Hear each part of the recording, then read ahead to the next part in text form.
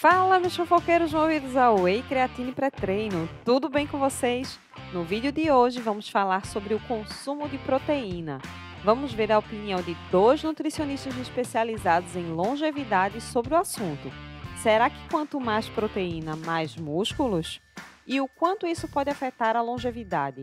Confira esse trecho do vídeo no podcast do Renato Cariani com Dudu Halushi e Débora Mois. Bora pro vídeo.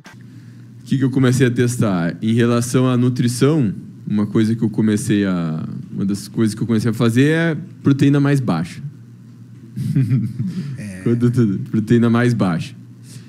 Por quê? Porque nós temos tem evidências tanto em experimentos em animais, como estudos em humanos, indicando que para a longevidade, para a melhor saúde, é melhor ter uma proteína mais baixa quando você é mais jovem. Quando você é idoso, que você deveria comer um pouco mais de proteína. Para preservar músculo. Mas essa quantidade que a gente usa na nutrição esportiva, ela é uma quantidade que ela não olha para a questão da saúde. Ela é uma... Tipo, 2 gramas por quilo, 1,6. É uma quantidade que ela realmente... O que ela fala para você... Essa quantidade te dá uma resposta anabólica melhor. Performance. Mas não quer dizer que é muito melhor. As pessoas superestimam. É melhor. Você comer 1,8 gramas por quilo de proteína, 2 gramas por quilo, é melhor do que comer 1 grama por quilo. Para hipertrofia. Mas eu não posso dizer que isso é melhor para longevidade, entendeu? 2 gramas por quilo. Daí as pessoas às vezes falam assim, mas massa muscular é importante para longevidade. Sim, mas eu não preciso comer 2 gramas por quilo para construir músculo. Entendeu? O mais importante para o músculo é o treino. E a importância da massa muscular para a longevidade não é a alta massa muscular. Exato. Ter massa Por exemplo, muscular. a quantidade que você tem é muito. É muito acima da média. Não precisaria. É o capricho. Tá vendo? Capricho. Shape desnecessário. É o shape desnecessário, cara. Shape desnecessário. Então, se a gente pegar as pessoas que vivem nas zonas azuis, né, as blue zones, que são aquelas regiões do mundo que foram consideradas locais que tem mais pessoas longevas. Um lugar da Itália. Isso, Sardenha. Sardenha, isso. Okinawa, no Japão, a ilha de Okinawa. Já foi, né? Hoje não é mais, mas já foi. Nos Estados Unidos tem lá Loma Linda, que é uma cidade na Califórnia, onde tem muitos adventistas, que são vegetarianos. Na Grécia tem Icari. Então, essas regiões são regiões em que as pessoas não fazem musculação, mas elas são bem ativas, né? Elas têm um certo padrão alimentar, que é com uma proteína mais... Em torno de 10% das calorias, relativamente baixo. Na Sardenha, um pouco maior. Na Sardenha, eles sobem muita ladeira, né? Então, assim, eles têm um certo padrão alimentar, um estilo de vida, né, que contribui para essa longevidade. Não dá para dizer que é só alimentação, é um conjunto de fatores, né? Não quer dizer que eles estão otimizando a longevidade. Mas a gente pode dizer que tem várias coisas ali que a gente pode pegar que seria um bom caminho. Eu acredito que, por exemplo, se a gente for pensar em exercício e longevidade, né? Claro que é melhor, em vez de você só ser ativo e levantar um pezinho, andar, você fazer uma musculação, fazer um aeróbio. Eu acho que essa combinação seria o melhor para a longevidade. É o que eu faço hoje, entendeu? Então eu faço a musculação 4 vezes por semana e faço HIIT e faço caminhada também, faço outros tipos de exercício, né? Então, é essa combinação que eu acredito que otimiza a longevidade. Você ter diferentes tipos de estímulo para o teu organismo, né? E por que a proteína alta pode ser um problema? Porque a proteína, ao mesmo tempo que ela sinaliza aquela proteína chamada mTOR, que ajuda a construção muscular, ela sinaliza via mTOR em vários tecidos do corpo. Só que a ativação dessa mTOR, cronicamente, ela acelera o envelhecimento celular. Por exemplo, por prejudicar um processo importante para a saúde da célula, que é a autofagia, né? Que é quando as nossas células elas fazem o processo de limpeza, que aquelas estruturas que estão envelhecendo, ela degrada aquelas estruturas e faz novas estruturas, né? Então, uma célula saudável é uma célula que tem ali todas as estruturas internas dela, as mitocôndrias, funcionando bonitinho. E quando a gente envelhece, o nosso corpo perde essa capacidade de fazer essa renovação. Ficar estimulando a mTOR cronicamente, constantemente, tende a atrapalhar nesse sentido, né? Então, por isso que a gente vê nos estudos em animal, você pega tanto inseto, formiga, né? Os bichinhos mais simples, camundongo, você vê que proteína alta faz eles viverem menos e degrada a saúde deles mais rápido. Caramba. Em humanos, a gente não tem uma resposta tão clara para isso. Só que a proteína também estimula o mTOR, estimula os hormônios, o IGF-1, os hormônios que aceleram o envelhecimento em humanos também. Então, eu acredito que isso seja um problema maior em sedentários, mas eu penso que se você né? Você fala assim, Dudu, então... Mas e como é que eu faço para conciliar, né? Hipertrofia e longevidade. Essa é a pergunta que eu ia falar para Débora. Débora, até que página Boa. uma proteína mais baixa pode prejudicar a hipertrofia? E se você puder, quantifique isso. Por exemplo, qual é a vantagem de uma pessoa fazer, por exemplo, como eu já vi fisiculturistas fazendo, 4.0 vezes quilo corporal? Você já deve ter visto. 3.0, 2.0 e agora, recentemente, 1.6 aí já entrando como convencional suficiente para hipertrofia. Deus.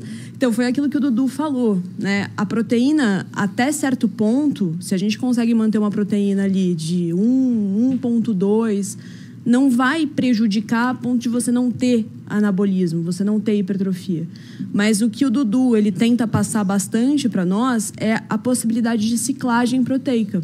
E era isso, eu acho que ele ia entrar nesse assunto agora, que é justamente manter a proteína por momentos mais baixa e em momentos mais alta. Dessa forma, você não fica o tempo todo estimulando ali com uma proteína extremamente alta. Mas você tem um paciente hoje, senta na tua mesa, chega para você e fala assim... Débora, eu quero fazer uma recomposição corporal, meu percentual de gordura está em base aí mais ou menos de 18%, quero reduzir meu percentual de gordura para casa dos 10%, mas eu quero ganhar massa muscular, o meu foco é hipertrofia, eu estou treinando para isso, peguei um personal. Quando você olha para um paciente desse, eu estou falando isso porque é a realidade das pessoas. Uhum. Quando você olha para um paciente desse, focado em hipertrofia, que é relativamente jovem, sim, mas hoje, entendendo os conceitos também de longevidade e a tua missão, sim, como profissional da nutrição, equilibrar, que foi o termo usado, entre a estética, performance e a longevidade, como é que você olha para a proteína para esse paciente? Cara, nessa condição que eu falei. Sim, perfeito. Na recomposição corporal, trabalhar com uma proteína mais alta e é um paciente que vem todo estourado, todo lascado, com uma alimentação péssima. Não, ele não está estourado, ele está bem. Ele está com 18%, não está tão mal. Mas se ele está com uma alimentação ruim, ele vem... Nunca foi nutricionista na vida, faz uma alimentação bem meia boca.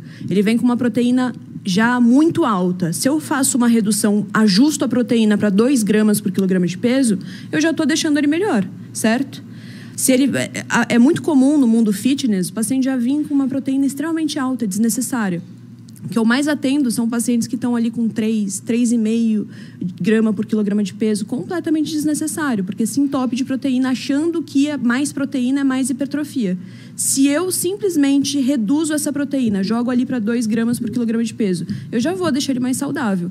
Agora, se eu começar a entrar na mente dele, querendo trazer ele também para esse lado de longevidade, propor num futuro uma ciclagem proteica é uma boa ideia. Mas eu não faria isso com uma pessoa iniciante ali, que está entrando nesse mundo agora. Porque eu acho que provavelmente ele ia achar bobagem, ele quer o shape. Se ele quer o shape, a gente vai trabalhar com shape e vai ficar ali com 2, 1,8 gramas de proteína por quilograma de peso. Desnecessário.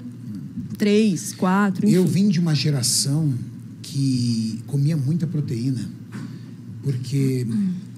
minha primeira competição foi em 2002. A história atrás de você, que é vice-campeão paulista em 2002. São 23 anos atrás. 23 anos atrás.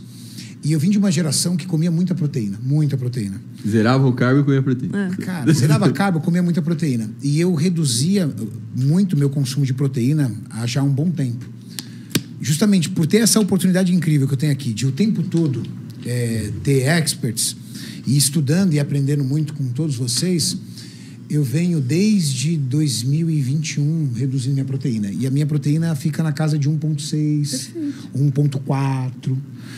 Se eu percebo que meu treino está muito bom, tô treinando forte, tô treinando bem, aí eu subo para 1,6. A gente viu 1,7. pelos teus exames mesmo, eu já avaliei, já. A gente notou que sua proteína não devia estar muito alta. Não, mesmo, e se eu percebo que minha proteína, por exemplo, que eu já não tô treinando tão bem, que o dia não tá ajudando, que o trabalho tá demais, eu também baixo um pouco a proteína, porque eu vejo que o recrutamento vai ser um pouco menor. Sim. Então, eu vou fazendo isso. Eu já trabalho com proteína baixa há muito tempo.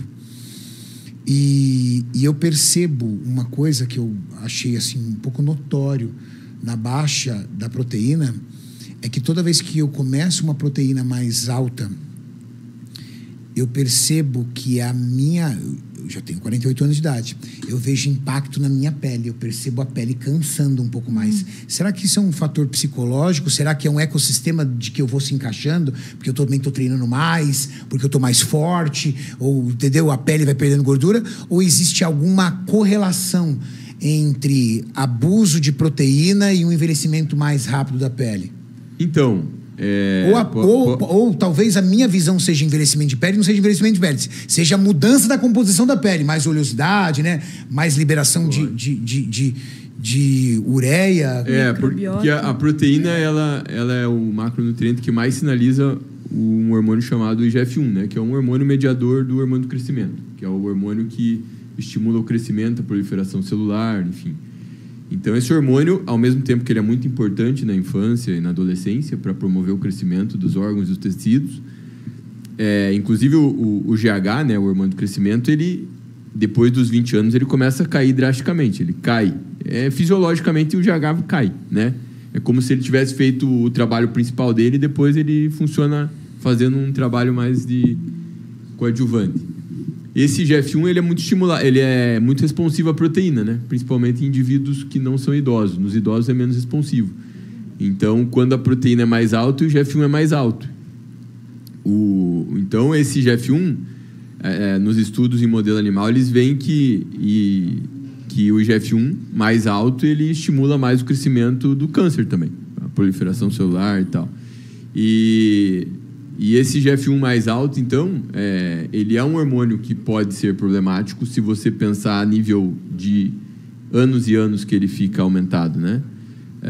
Então, é plausível que se você pensa em ter um envelhecimento mais lento, seria ter melhor um IGF-1 mais baixo. Então, existe uma certa conexão, né? A proteína mais alta, cronicamente, ela realmente pode contribuir para acelerar o envelhecimento em humanos também, né? Em animais, isso é muito claro. Tipo, no camundongo lá, que tem uma biologia... Já fizeram isso. Sim. E eu falo assim, as pessoas falam, mas é em animal. Não, mas tem muitas semelhanças com a gente. Talvez a magnitude do efeito é que não seja tão grande nos humanos, essa mudança da proteína, né? Mas nos camundongos é muito claro. Por exemplo, se você fizer uma dieta... sabe o que eles fizeram? Eles fizeram uma comparação.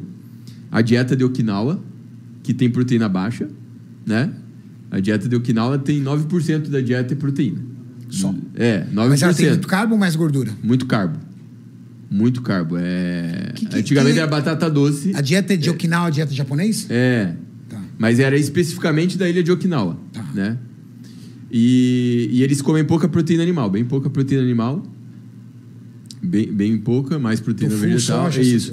E eles viram que a dieta, a proporção de proteína para carboidrato de Okinawa era semelhante a dos estudos que eles faziam em camundongo. Quando eles conseguiam a maior longevidade era quando a proteína do camundongo era baixa, mas sem causar desnutrição, né? Porque eles fazem o teste o seguinte: eles baixam a proteína num nível que o animal não entra em desnutrição, porque a gente sabe que a proteína é essencial para o corpo. A pessoa morre. Então se você deixar a proteína em 5% das calorias, você já tende a causar desnutrição. Então por isso que tem que ficar mais perto de 10 para não causar desnutrição. Em idoso teria que ser mais, né? E aí eles observam que essa proporção no modelo animal que dá mais longevidade junto com o carboidrato alto, proteína baixa, também é parecida com Okinawa e com outras Blue Zones. Agora, não que a dieta de Okinawa seja a dieta ideal, perfeita, mas ela tem uma similaridade com o que eles veem no modelo animal, né? Eu ainda acho que para idoso seria... Por exemplo, lá em Okinawa, mesmo os idosos, eles comem uma proteína mais baixa, né? E na Sardenha também, mesmo os idosos. Talvez fosse uma vantagem eles subirem um pouco mais, sabe? Então tem coisas que nas Blue Zones também poderiam ser otimizadas. E não é que eu seja contra uma proteína mais alta. Eu penso que hoje, se você... O assunto é longevidade. Você pode, até certo ponto, trabalhar nos hipertrofia, longevidade, otimizar as coisas. Inclusive, eu acho, né, que estudar isso abre a cabeça do cara para outra visão. Então, em vez de você ficar com a proteína... Assim, porque quem disse, por exemplo, a gente sabe que comer lá perto de 2 gramas por quilo, 1,6, dá uma resposta anabólica maior no curto prazo. Mas quem disse que eu preciso ficar comendo isso para manter o músculo, né? Isso é uma extrapolação, porque não tem estudo dizendo que essa quantidade é para manutenção. Então, eu penso que até para otimizar o anabolismo, seria melhor você ter momentos com ela mais baixa, porque provavelmente quando você está com a proteína mais baixa, você permite o teu corpo fazer aquele processo de autolimpeza, autofagia nas células. Então, eu acredito que você ter esses períodos com ela mais baixa e depois subir pode induzir uma resposta anabólica melhor. Entendi. Muito legal isso. Do que, sei lá, saturar proteína. Inclusive tem um estudo com rato que o rato tem uma mutação genética naquela proteína mTOR, que é a proteína ativada pela proteína para estimular a síntese proteica, anabolismo. E a mTOR dele fica hiperativada. Você pensa assim, o que acontece se essa mutação genética no ratinho, ele vai ficar gigante? Não, ele morre de catabolismo. Caramba. Sabe por quê? Porque quando a mTOR fica hiperativada, ela atrapalha o processo de autofagia e aí as células, elas morrem. E o animal morre... O excesso de estímulo, na verdade, anabólico, leva o animal ao catabolismo extremo e morre. Loucura, né? Gostou desse vídeo? Deixa teu like, compartilha com teus amigos e nos siga. Nos ajude a bater a meta dos 1000 inscritos no canal. Até o próximo vídeo.